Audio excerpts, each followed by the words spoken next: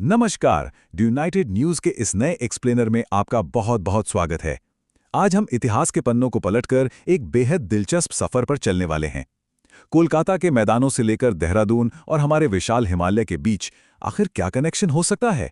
हम एक expert historian के नजरिए से देखेंगे कि कैसे सदियों पुराने व्यापार, माइग्रेशन और आध्यात्मिक यात्राओं ने इन क्षेत्रों को आपस में जोड़ा है।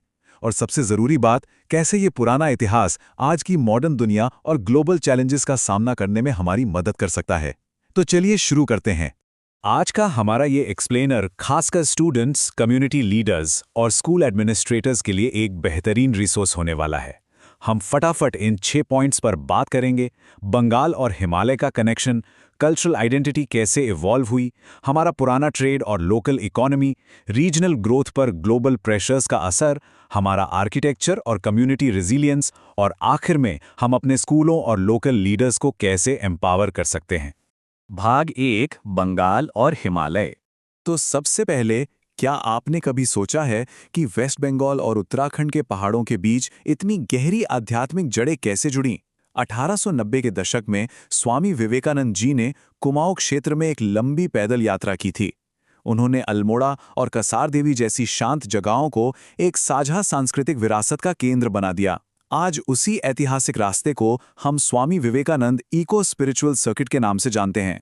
अगर हम हिस्टोरिकल रिकॉर्ड्स पर नजर डालें तो एक बहुत ही क्लियर टाइमलाइन उभर कर आती है।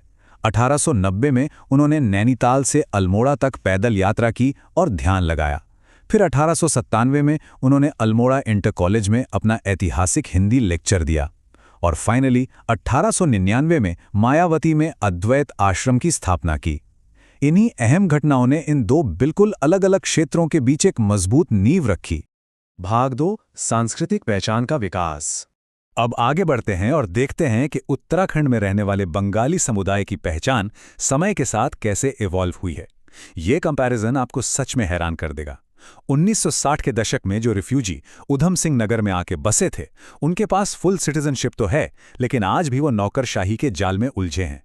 पश्चिम बंगाल मतुआ समुदाय को अनुसूचित जाति का दर्जा देता है, लेकिन उत्तराखंड में उन्हें यह स्टेटस नहीं मिला है। एक ही देश, एक ही समुदाय, लेकिन नियम अलग। और इस पूरी सिचुएशन का सबसे दर्दनाक हिस्सा क्या है, जरा पहली पीढ़ी के एक व्यक्ति की इस बात को सुनिए। हम बांग्ला लिख भी लेता है, पर हमारा बच्चा लोग नहीं पढ़ पाता। ये सिर्फ एक वाक्य नहीं है, ये उत्तराखंड में रहने वाले 2 लाख से ज्यादा बंगालियों का डर है। उन्हें अपनी भाषा और अपनी जड़ों से कटने का डर सता रहा है, क्योंकि लोकल स्कूलों में बंगाली भाषा का विकल्प ही नहीं है। इसके अलावा एक और बड़ा मुद्दा है जमीन पट्टा। आधी सदी यानी पूरे 50 साल से भी ज्यादा का वक्त बीत चुका है, लेकिन आज भी खेती की जमीन पर बने उनके पक्के घरों और दुकानों का मालिकाना हक सरकार के पास ही है। जाहिर है, इस समुदाय की आर्थिक और सांस्कृतिक सुरक्षा के लिए उन्हें उनके जमीन के अधिकार मिलना बहुत जरूरी है। भाग 3, प्राचीन व्यापार और स्थानीय अर्थव्यवस्थाएं। चलिए अब किसी एक कम्युनिटी से थोड़ा बाहर निकलते हैं और पूरे हिमालयी क्षेत्र की बात करते हैं। ऐतिहासिक रूप से ये पूरा इलाका सेल्फ रिलायंट यानी आत्मनिर्भर रहा है। आप इस टेबल को देखिए। रोंग और शौका जैसे स्वदेशी समुदायों ने व्यास, चौंदास और दारमा घाटियों के बेहद मुश्किल इलाकों में अपनी महारत साबित की। उन्होंने नदियों के किनारे ऐसा शानदार और आत्मनिर्भर ट्रेडिंग नेटवर्क बनाया जो सदियों तक टिका रहा। वहीं दूसरी तरफ अगर हम थोड़ी कम ऊंचाई वाले इलाकों में आएं, जैसे कि अपना हरिद्वार, तो वहां की कहानी थोड़ी अलग है। वहां एक पिलग्रिम इकोनॉमी या तीर्थयात्री अर्थव्यवस्था ने जन्म लिया। ये पूरा का पूरा शहर बाहर से आने वाले श्रद्धालुओं, लोकल पुजारियों, पीतल के कारीगरों और होटल वालों पर टिका है। ये सब एक दूसरे से इतनी गहराई से जुड़े हैं कि एक के बिना दूसरे का काम नहीं चल सकता। भाग 4, क्षेत्रीय विकास पर वैश्विक दबाव।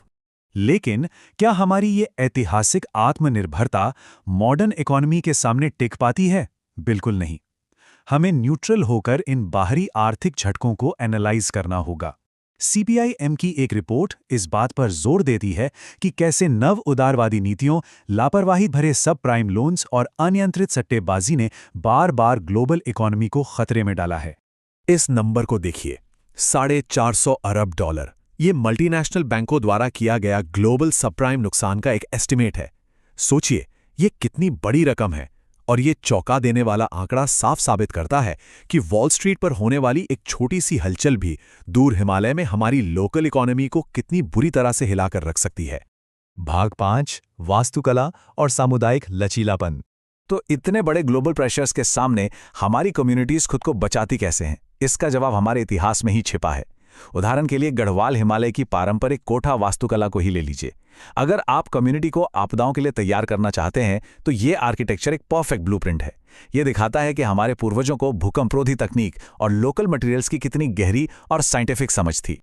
और ये समझ सिर्फ किताबों या पुरानी खंडरों तक सीमित नहीं है, आज भी इसका इस्तेमाल हो रहा है। कुमाटी गांव का ये उदाहरण देखिए।